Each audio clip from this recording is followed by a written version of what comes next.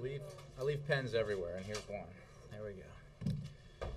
Good afternoon, ladies and gentlemen. Hope everyone is well on this cold and rainy day.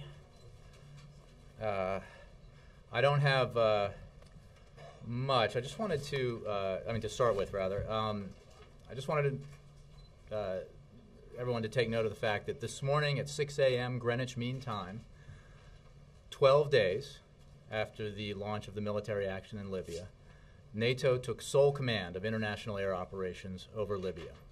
The alliance effort, dubbed Operation Unified Protector, has assets in place and is now leading efforts to enforce the arms embargo and the no-fly zone and to protect Libyan civilians. As you'll remember, the President pledged to the American people at the start of our effort in Libya that U.S. military action would be limited in duration and scope and that we would ultimately transition from a U.S. to a coalition lead in days and not weeks. And again, as I began, this happened 12 days into the operation. And with that, I will take questions from the Associated Press. Thank you, Jay. Let me always start with them. Jay, what was the time? The Greenwich Mean Time. 6 a.m. Greenwich Mean Time. And is Odyssey Dawn done? The mission, as I understand it, has a new name, I believe. But the people who get to name the missions, you should ask them. It's a good job. Maybe, Jay, You're losing control. something you just said there about limited in duration. I mean, the President's talked about the mission being limited, not putting ground troops in, the U.S. role in the front end, transferring responsibility. But how could you say it's limited in duration? I mean, how do you know when the U.S. role will end? Well, first of all, the lead role that the United States took at the beginning, the quite substantial role that the United States took because of its unique capacities to shape the battlefield, to create conditions under which a no-fly zone could be enforced effectively, and also to take measures very quickly that would protect Libyan civilians, was very limited in duration, and the transition has now taken place. More broadly, the President believes that the mission itself will be limited in duration, but of course we don't have crystal balls and we cannot predict when it will end, and it is obviously also part of a coalition effort that the United States is engaged in. But the point that I was making at the top is that the substantial role that the United States played at the beginning, because of its unique capacities, has ended. The transition has taken place in days, not weeks. Okay, but on that broader point, the President, you said, also believes that the overall mission will be limited in duration, even with the U.S. in support role. What gives you confidence that it would be limited? I mean, how do you know? Well, again, we can't predict, and obviously this could go on for a certain amount of time. The scope of the U.S. involvement will be limited, but we remain confident that the Libyan people will be able to decide their future. They certainly should be, and that we are taking measures separate from the military mission, together with our international partners, to put the kind of pressure on Muammar Gaddafi that needs to be placed on him, to isolate him, to bring him, help bring him to the conclusion that he can no longer stay in power, and that for the good of his people and for the good of Libya's future, he needs to step aside. And I think that an important bit of news that's happened in the last 24 hours is the defection of one of his most trusted aides. If there was ever a sign that the sort of inner circle surrounding Muammar Gaddafi was crumbling, it was the defection of Moussa Koussa yesterday to the United Kingdom. So we believe that the pressure is obviously having an effect, and we will keep it up with our partners. One other question on the issue of arming the rebels. The President has said that issue has not been ruled in or out, something you underscored in a statement yesterday. So as the White House weighs that option with its partners, I'm wondering about the broader policy issue.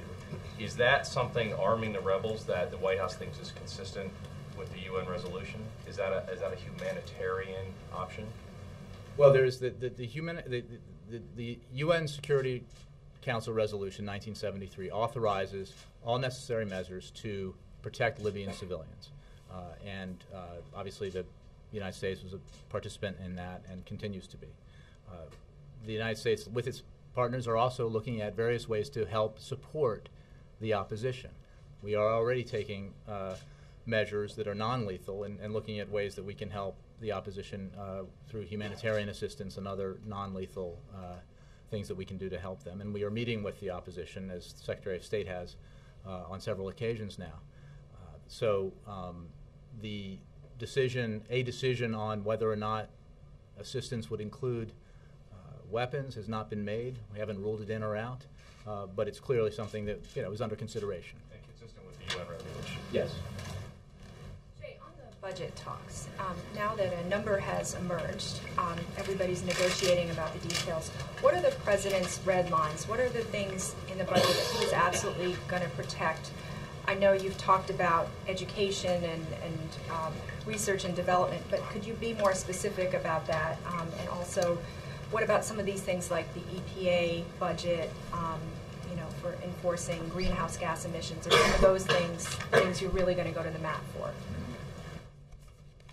You're right that the negotiations for the budget, the continuing resolution to fund the end of this fiscal year are ongoing, and we're engaged in them. As Vice President, as you know, was on the Hill last night and spoke to reporters afterwards. We believe that there is, and I think Speaker Boehner also echoed this today, that there is a general agreement on a target figure, which I think demonstrates some positive momentum here that shows that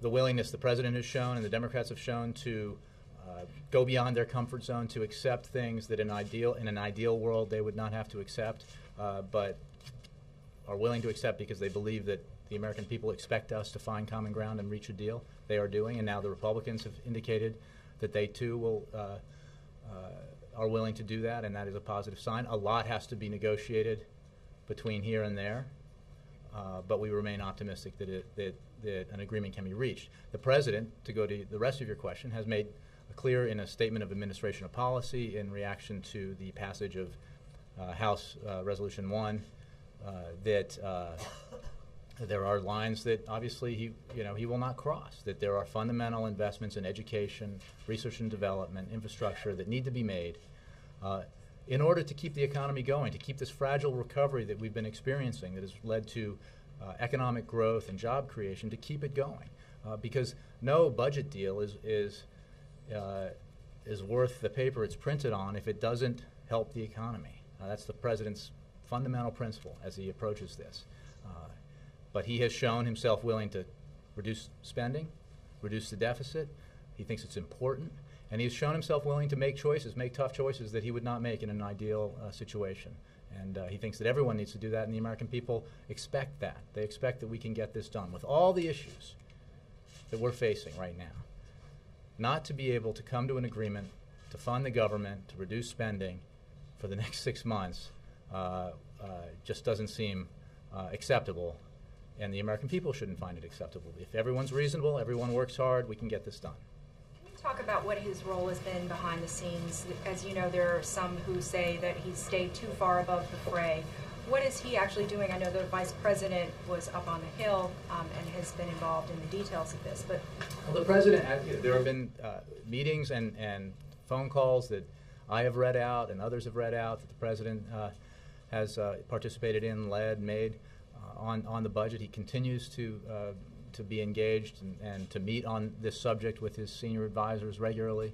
And I think it's important to note that the Vice President, who is the #1 surrogate for the President, was up on the Hill last night working on this and has spoken with Speaker Boehner and Majority Leader Reid recently. I mean, this is a high level of engagement from the White House, within the context of the fact that this is a process that Congress has to produce. We don't, from the White House, pass legislation. We're an active participant, but we obviously are not the sole participant. Yes? Lindsey Graham last night raised concern in an interview with Wolf Blitzer that once the U.S. transitions to only a support role in its NATO command, that U.S. weaponry, ships, yada, yada, yada, will not be able to fly, will not be able to be used under NATO command. How would that work? Well, I would refer you to NATO and Defense Department, but we are part of NATO. We are obviously an important part of NATO. The Supreme Commander of Europe is an American, but this is a coalition effort here. We are not in the lead anymore, as the President made clear in his initial statement and again when he spoke to the people on Monday night.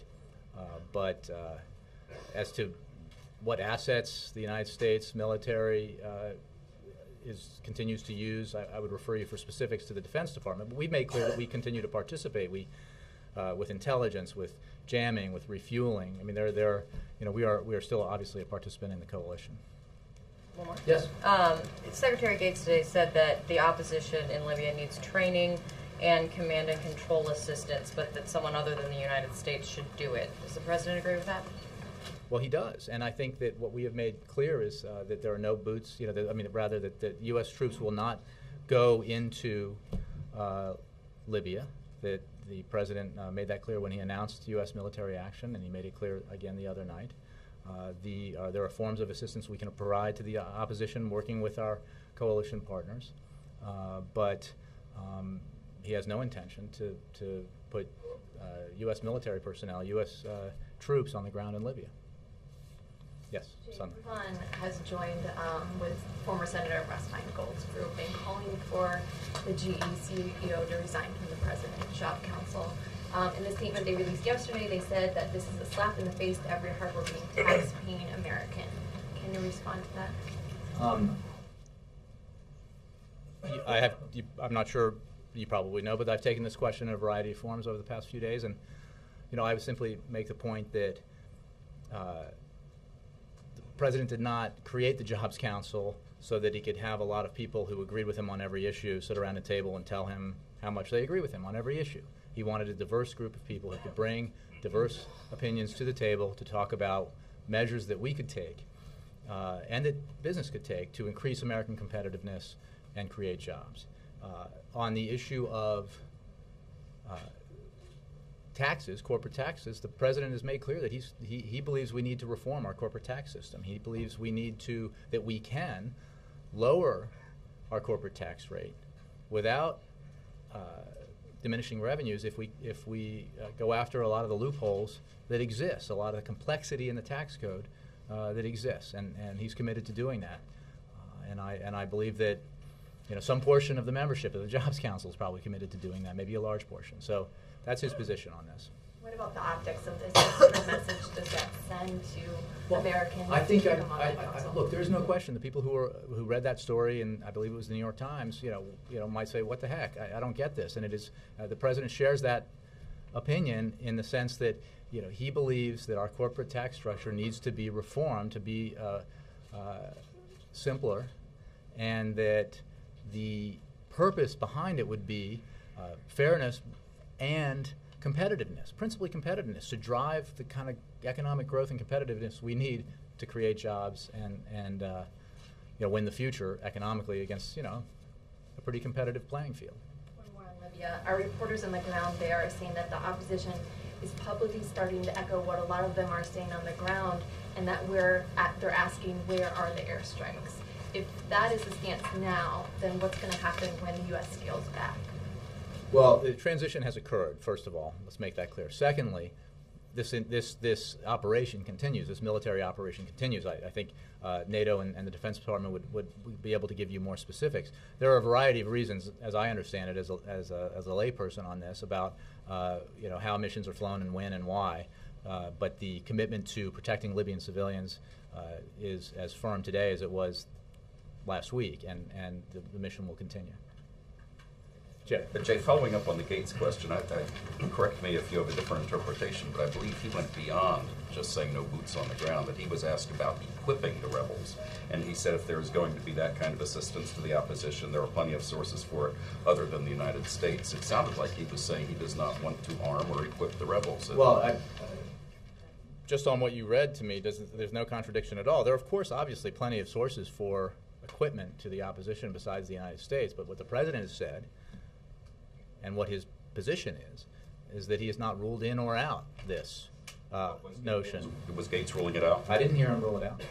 I think he made a statement of fact that obviously There are other sources for assistance to the opposition that exists in the world besides the United States. And parsing his words, I think he was saying it should be other sources than the United States. The point is, what the president said is that he's not ruling it in or out. The fact that we are working together with a coalition, and how assistance, whether it's non-lethal or lethal, the origin, source of origin of it, how it's put together and packaged, whether it's medical supplies or, if that decision were to be made, military equipment, is something for the coalition itself to decide. I think the point is, we are part of this effort. It is not a unilateral United States effort, and that is a good thing for a variety of reasons, not just because sharing the burden with our allies reduces costs and risk for the American military, and not just because we have a lot of other commitments around the world, but because the president is focused in this and in all things on the end result, and he believes that working together with coalition partners that include the Arab nations, the Arab League, and our partners in NATO at the United Nations, enhances the chance of success, that this will end well. And that was the approach he took to Egypt, and it's the approach he took around the region, and it's the approach he takes, frankly, to domestic issues as well as international ones. That the point is not to do or say what feels good today. From a political point of view, it is to make decisions and evaluate your options and make choices based on where you hope a situation will end, and you hope it will end with the goal of having it end in a way that is best for the American people and U.S. interests. Are the president and his advisors getting more information every day about who the rebels are? Yes. And what is the understanding as of today who the rebels are? Well, I'm not going to give you a dissection of all of the opposition groups. It's obviously, there's a certain amount of diversity there. What I can tell you is that the leaders of the council that the Secretary of State has met with, and that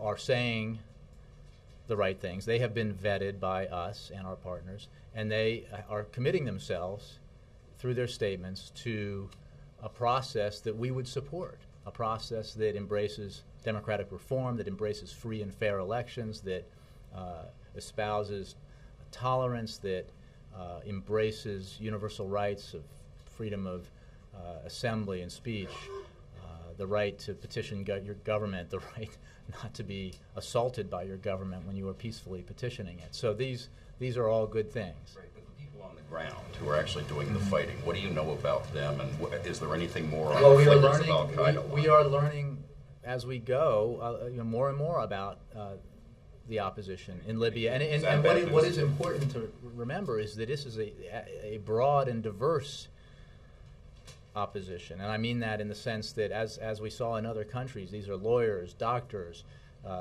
merchants, agricultural workers, mothers and fathers and sons and daughters. This is not a single segment of society or slice of society that represents only a small constituency. The opposition to Gaddafi is widespread and broad in Libya. And but to answer your question specifically, we continue to evaluate that, and as the president makes decisions about our engagement with the opposition and the kind of assistance we would provide to it, he is obviously eager for more information about them. Last question: Are there ongoing discussions on the possibility of changing the goal here to actually, at some point, saying the military goal is to remove Gaddafi? There are no discussions of that. We have been very clear, and the point is, again, to go back to what your end goal here is. Does the United States have the capacity to unilaterally, with military force, produce regime change in Libya or another country? It probably does. We probably do. Is that a desirable action to take when you have your eye on the long game here in terms of Libya's future, the future, the interests of the United States in the region? No, it is best to pursue the policy the president has chosen to pursue, which is a coalition backing military force with limited with a limited mission aimed at protecting Libyan civilians in response to the request from the Libyan opposition, request from the Arab League, and in concert with our partners in the United Nations, separately pursuing as a political, diplomatic, economic policy the idea that Gaddafi is no longer fit to lead and should step down, and pursuing all those measures unilaterally and collectively that help drive towards that goal. This is a decision that he thinks is the right course, and he thinks that one of the reasons why he looked forward to speaking to the American people Monday night was to spell out his decision-making process and why he chose the path he chose, because he thinks it will produce it has the best chance of producing the best result for the American people. Yes, Mike. Jay, if the president decides to arm the rebels, is there concern about who trains them? You're getting your if compound hypothetical, and I would simply say that most of the questions surrounding this issue are very sensible, as is yours. These are these issues are what you would expect a president, his national security advisors, and others to analyze and discuss. But we haven't even gotten to the point of making a decision on providing military assistance. So I think you can expect that part of the evaluation process of a decision like that would include, these very legitimate questions. You broke down some of the opposition. Have there been any discoveries in terms of al-Qaeda or extremists who are fighting against Gaddafi's regime? Well, I would simply say that it is almost goes without saying that because the opposition to Gaddafi is so widespread and diverse within Libya, that there are people there who oppose Gaddafi and are actively working for his downfall, who don't necessarily support the United States and whom we would not support. That is not the opposition leadership, but it must surely be the case in an opposition that broad in that region. But I would also note that Ambassador Rice made the point, I think, on Fox yesterday that we have not seen anything to be of great concern with regards to al-Qaeda. And I say that, and she says that, and others say that, within the context of understanding that, of course, al-Qaeda and AQIP and other, will always be looking for opportunities to exploit unrest and turbulence in the region. We expect that, and we look for it, and we watch for it every day. On the CR, is it safe to assume the White House is concerned about making sure that Democrats on the Hill are with you?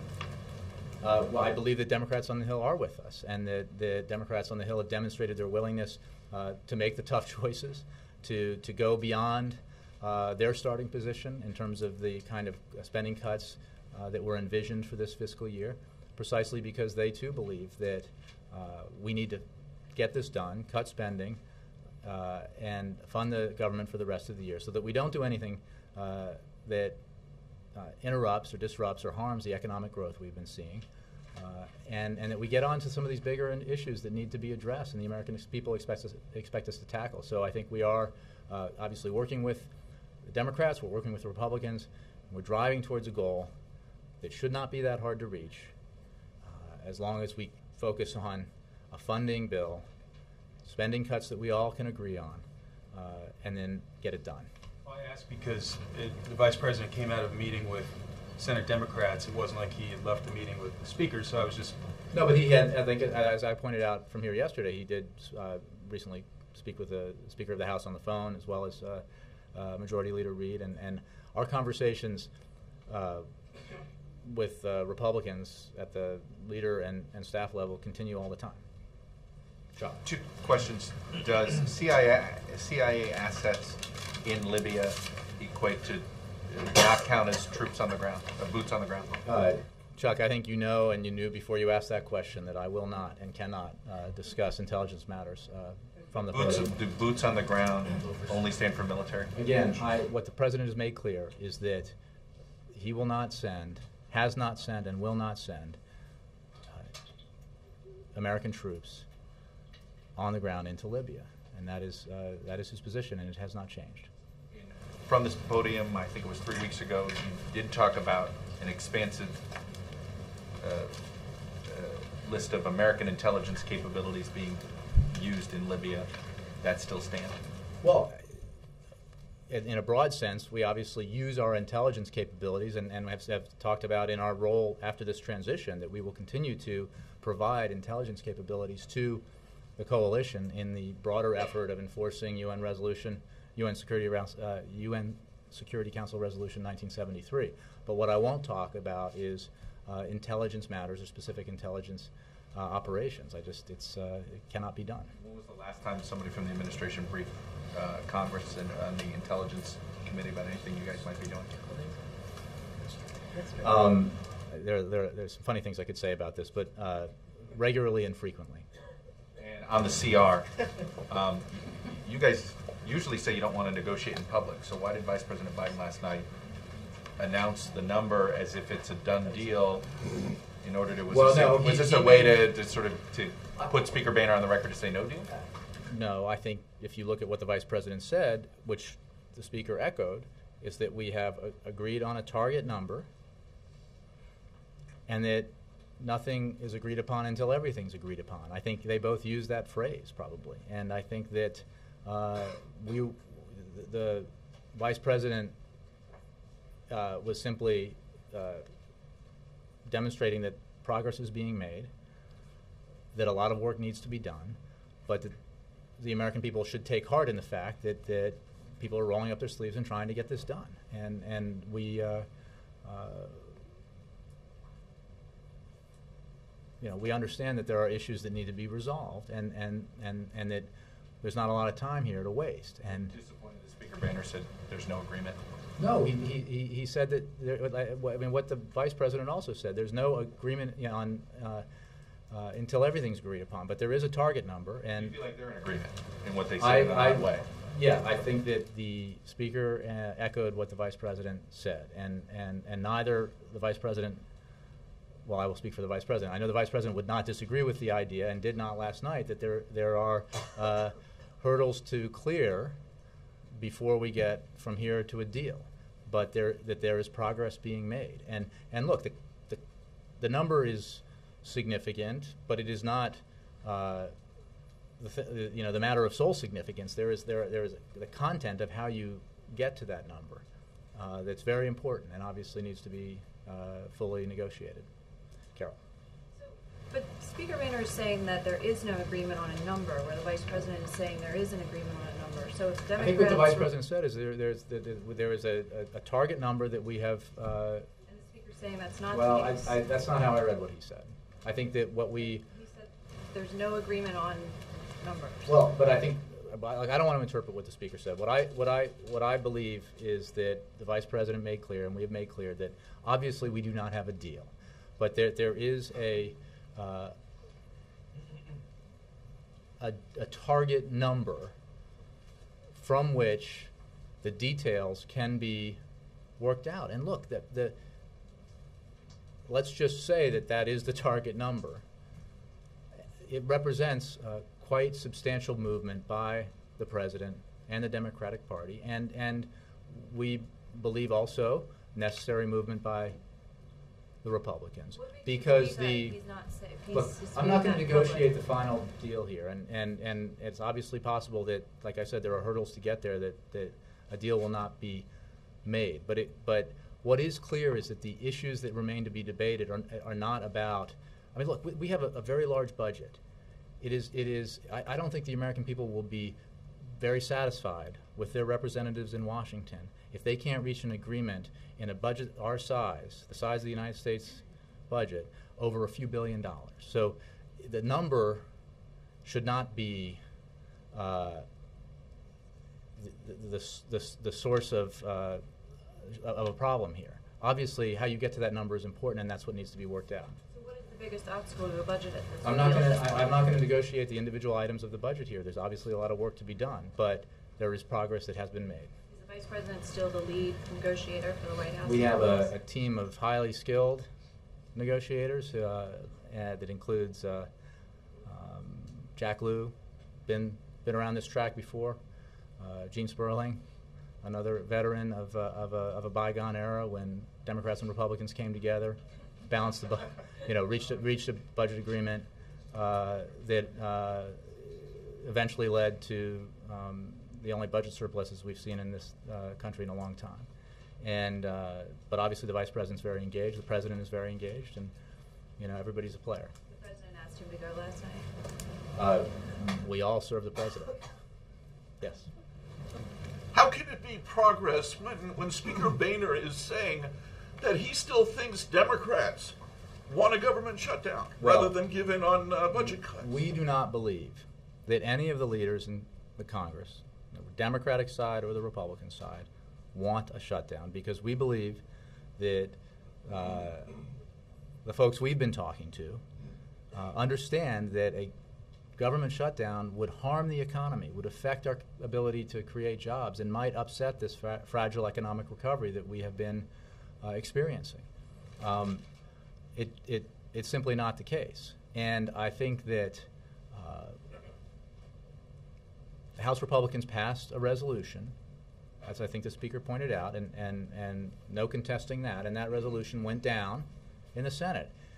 It's not viable. Senate Democrats put forth a bill that did not pass. It's not viable. We are now finding common ground. That is the goal of these negotiations. On Libya, would you expect the U.S. to seek to question Musa Kusa? I would simply say that this is a development that happened fairly recently.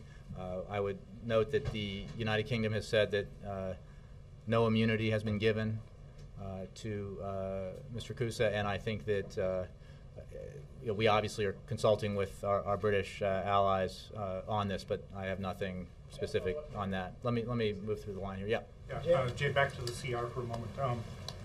There have been some suggestions up on the Hill as recently as this morning that while the talks on the budget have centered mostly on discretionary items so far, some people have wanted to move to taxes.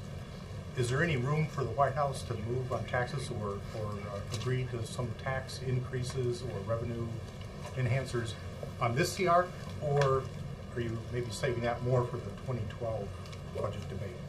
What I can tell you about this CR is that we believe we are open to ideas, to getting to a resolution of this issue.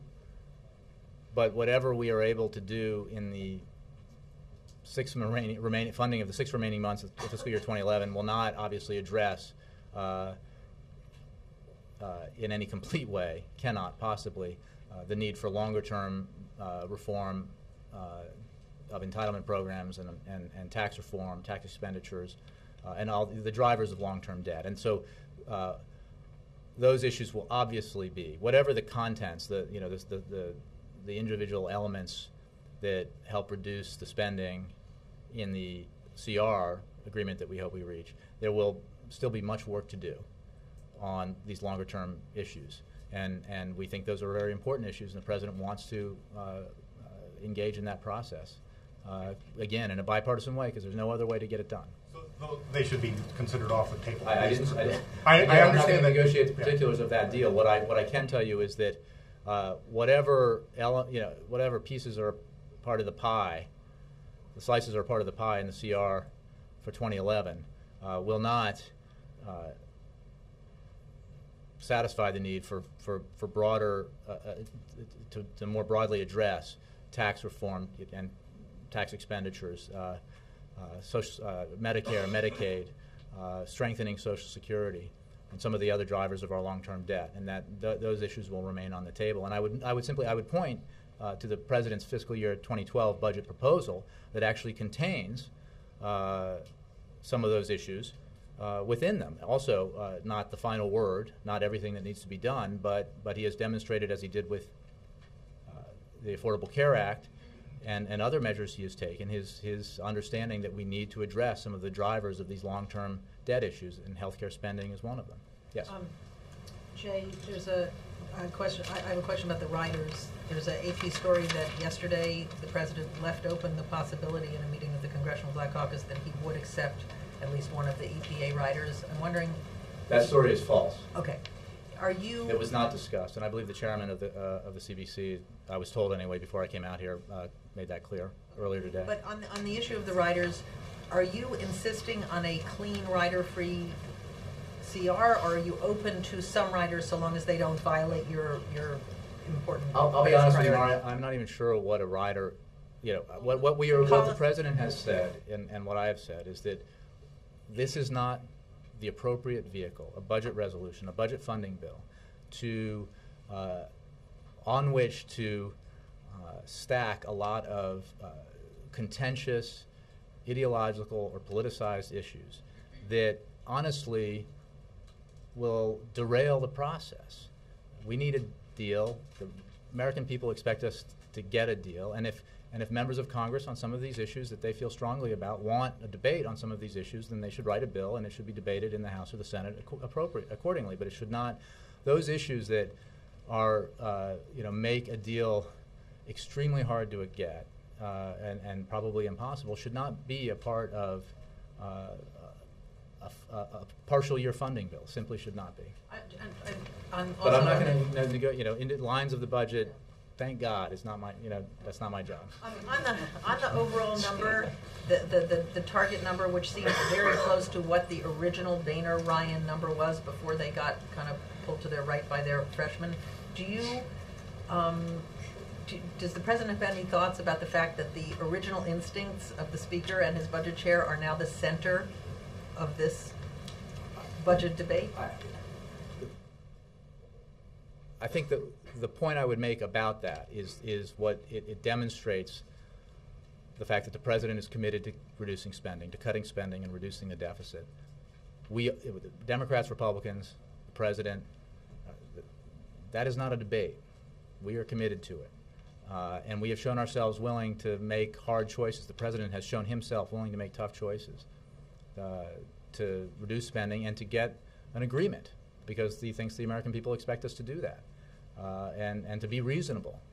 I think spitball fights are not what the public want at all. So, number that Boehner and Ryan put forward was a reasonable number. That it's an interesting point. Obviously, the content of how you get to that number is very important too. I mean, what you choose to cut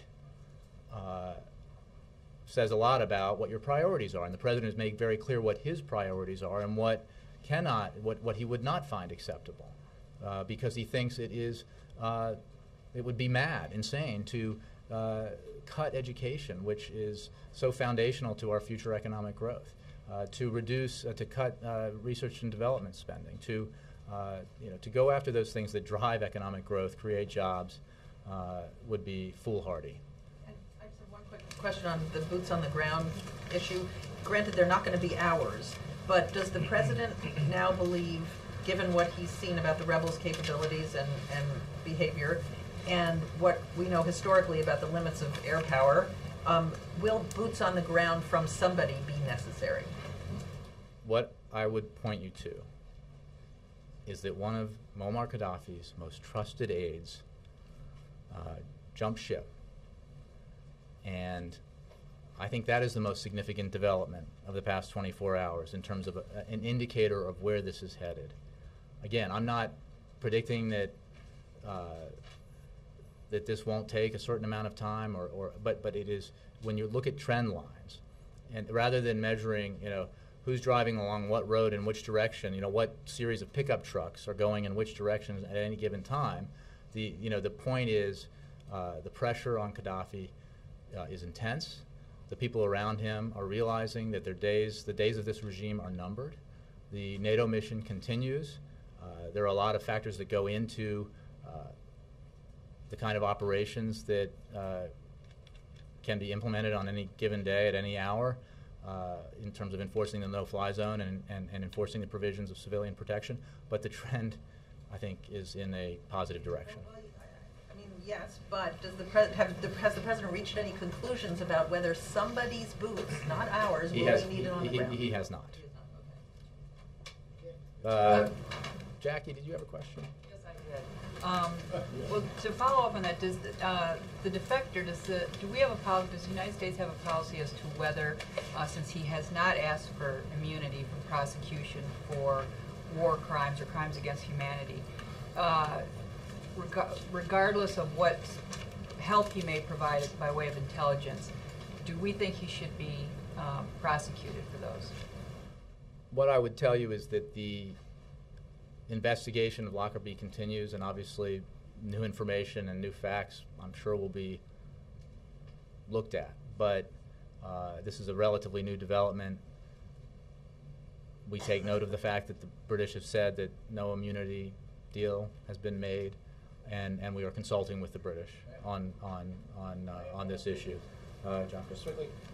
My guess is my answer is going to be exactly what I just said. But I want to mention the E word, if you don't mind, whether or not the U.S. considers extradition, since he did, in fact, he was by many considered responsible for the Lockerbie attack.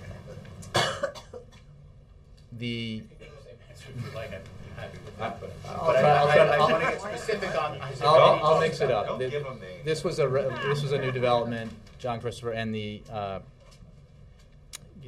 I would simply say that no immunity has been granted. Mr. Kusa chose to sever his ties with Muammar Gaddafi, which we think is a significant development and demonstrates the circumstances of Gaddafi's regime. And we're consulting with the British about this. But I don't have any. Again, I'm not the details of what. There's an investigation into Lockerbie, if that's specifically what you're just talking about, and I don't want to prejudge any actions. Thank you. Yes, ma'am. Budget issue. As you know, there's a number of proposals that Democrats in Congress are talking about to get revenues. So I'm following up on the tax question, to get revenues from wealthy taxpayers. And one would be a surtax on millionaires. Would the president consider something like a surtax on millionaires something that he couldn't agree to through 2012 because of the deal he cut with congressional Republican leaders in December to extend the Bush era tax cuts for the wealthy? I don't think I have an answer to that question but what I can tell you is that the president's 2012 budget proposal addresses the need to end the extension of the tax break for those who make a substantial amount of money, precisely because we can't afford to continue that tax break in a situation where we have long-term debt issues and deficit issues. So, but on that specific provision, I don't have a presidential position on it. Yeah. Ann? The president or the head of Walmart says that there's very serious inflation coming in food, clothing, retail, merchandise. He says there's already inflation's coming on at a rapid rate. Is that something that the president's own economic advisors have warned him about? Is there anything the president of the United States can do to rein in a flood of inflation coming through? Well, obviously the president has his own economic team, and he studies and reads up on the forecasts of economists outside the government. But I have not, in the meetings I've been in with them involving economic discussions, have not heard any reference to those particular forecasts. We watch these things very closely, and obviously one price that has gone up substantially, which is why, which was an issue he addressed in a major speech yesterday, had to do with oil and gas prices. So. But I haven't heard. I don't have any reaction to that. This is a businessman who says they are already seeing inflation at a rapid rate moving through his corporate. Again, I haven't heard that discussed with the president. I haven't discussed that with the president. I think that what the president can and is doing is, pursuing economic policies that represent sound policies to drive growth and create jobs. But in terms of one person's prediction about inflation, I don't have a reaction to that. Yes, Peter. Thank you, Jay. This mission in Libya was described as one that would protect civilians, stand up a no-fly zone. Has there already been some mission creep in the sense that we've got bombs landing near Gaddafi's residential compound? We have destruction of armor, destruction of tanks, cruise missile attacks. Was there any embroidering of the way this mission was sort of sold to the public? Peter, the United Nations Security Council Resolution 1973 specifically says, authorizes the use of all necessary measures to protect the civilian population of Libya. All necessary measures includes going after the assets of Gaddafi's forces that were being used and are continuing to be used to attack Libyan civilians. So, no creep. Do you accept the premise of my question? I do not. Actually, I heard your question and I answered it. Abby? You used the C word. Yeah.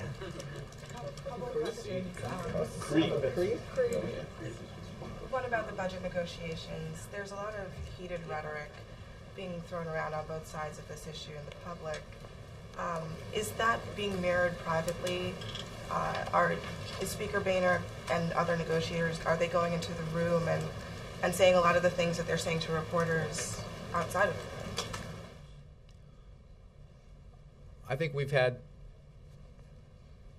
productive conversations with Democrats and Republicans about the choices that we have to make, the time frame that we're operating under, and we hope to continue to have those productive conversations and meetings. There's always heated rhetoric in Washington. I think that your heat scale has to be sort of tolerate a certain level that's inevitable. But I don't have a precise measure today, but I think that our overall perception at the moment, and this is clearly fluid and there are a lot of issues to be dealt with, is that there continues to be reason to be optimistic that if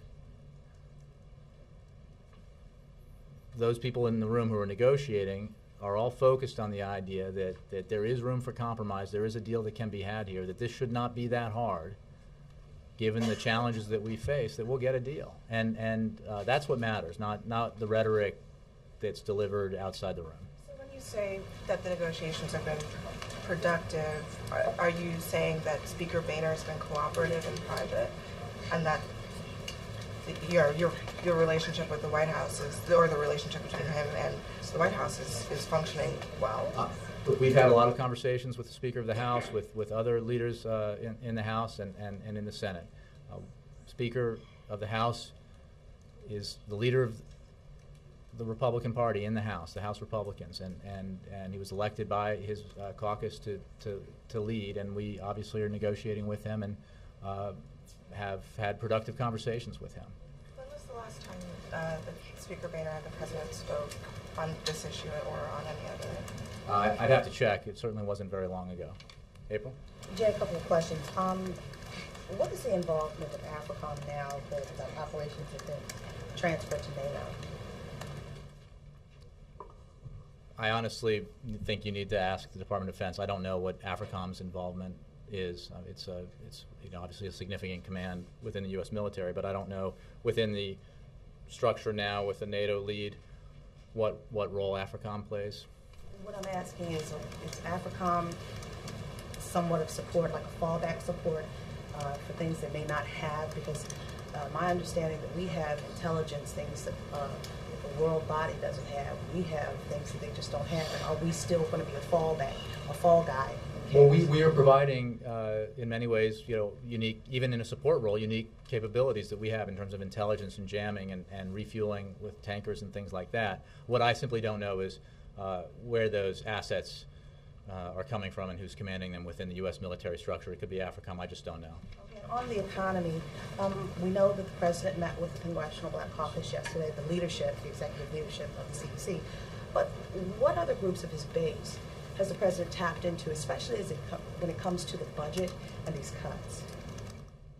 I mean, the President and his team have discussions and meet with representatives of a broad variety of constituencies and interests, but beyond that, I don't have, I'd have to look at his, if you're asking like when was the last time he met with another group, I'd have to look at the schedule. Hispanic group, another African American group, I mean just his base, but I'm asking that because the National Urban... Hey, April, his base is the American people. That was good. That was real good. I like that. Universal approach, huh? All right, wait. Anyway, getting back to my question. The National Urban League put out their State of Black America report today for 2011, and Mark Morial, who has talked with the President on occasion, said that the President needs to make across-the-board cuts, if not no cuts at all. What say you about this? He needs to make. He needs to make across-the-board cuts. If not, no cuts at all, especially at a time when we're trying to climb out. Do you mean that the pain should be shared? Should be Well, shared I across the think board. I think the president believes that, and I think that, but he also believes that there are certain priorities that need to be spared because they are so important, and that would bring me back to those areas like education and research and development and infrastructure that are simply too important to our economic future to shortchange now because of what they can do for us going forward. Margaret. Thanks. 2 questions. On Libya, can you confirm the reports that the U.S. is strongly warning rebels that they could get hit if they start attacking civilians, and how is that being conveyed? Has it happened yet? I have no information on warnings given to the rebels. Is it correct that since the mission of the coalition is to protect civilians, Libyan civilians, and I'm sure that the actions that the alliance takes will be in order to protect Libyan civilians. But again, I don't have any information on warnings to any specific group beyond Gaddafi's forces. And then a domestic question. What should be the takeaway from the CR debate on the influence of the Tea Party? Do you think that they have shown themselves to be a major force to be reckoned with, or do you think that they have peaked or are peaking and are being marginalized by the way this budget deal is going to get cut? And how do you see the relationship between the Tea Party and the rest of the Republican Party? An easy one that I can simply say that I'm not going to analyze Republican Party politics. Too many other things I have to analyze. I would simply say that all Americans have an interest in, regardless of the party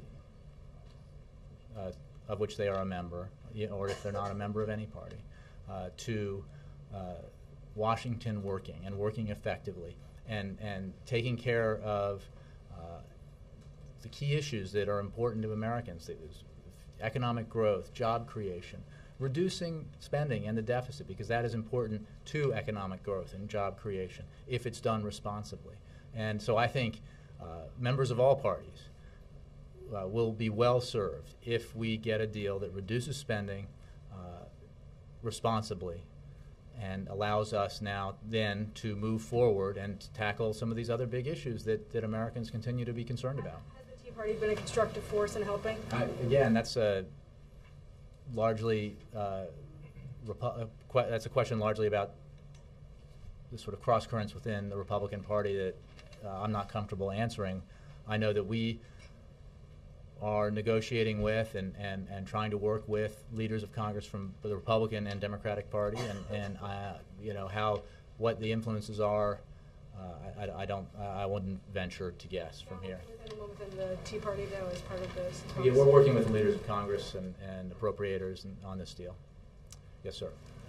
On Côte d'Ivoire, senior administration officials hinted earlier this year and last year that the U.S. would be ready or willing to help outgoing President Gbagbo to exit, to leave power gracefully or honorably. Now that the outgoing leader seems to be holed up in Abidjan, would such an offer still stand? What I think I should say on this is that we are waiting to hear whether President Gbagbo or Mr. Laurent Gbagbo speaks, and that we're looking forward to him making a decision, taking an action that is in the best interest of the people of Côte d'Ivoire, by avoiding war and stepping down and honoring the results of the election. We have been, the United States has been a leader in this process in forging an international coalition to speak with one voice in response to the election results and the way that Mr. Gbagbo has responded to them. And we were, I point you to the 15-0 vote yesterday in favor of United Nations Security Council Resolution 1975, which obviously the United States supports. And it was its strongest statement to date on the Côte d'Ivoire crisis since it began. And we think that there's a unified view in the international community that the legitimately elected president should assume office. Laura, I think you have a follow-up, right? I have a follow-up, thanks. There's 1 million people displaced at this moment in this part of the world. With the redefinition of the US foreign policy based on a humanitarian approach, could we see an important US involvement in this part of the world if nothing happens? Well, there's a hypothetical, but I would say the United States is very involved already in this and people pushing to resolve a situation that has led to the displacement of so many people. So I don't want to predict what actions we'll take in the future, but express our commitment to working with the international community to have the result of that election honored. Thanks, Jay.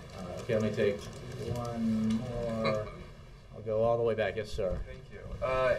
It seems like we've heard the admission that the U.S. took a leadership role only after this first stage of the operations have ended. Can you address the leadership role of President Sarkozy, who has since the beginning kind of labored to present himself at the forefront of a lot of this operation? Well, we think what was so important about this action is that it was a group effort. Now, American leadership matters greatly in things like this, and obviously had an impact. But President Sarkozy, Prime Minister Cameron, leaders from a variety of countries were important players in building a coalition that, in such a rapid amount of time, that allowed us to act quickly, both initially with sanctions and then with military action. And you know, it's not a question of, you know, who gets credit. It's the rather remarkable fact that a coalition was forged that quickly around an idea that was so substantial, and it included, so importantly, the support of Arab nations. Thanks, everybody.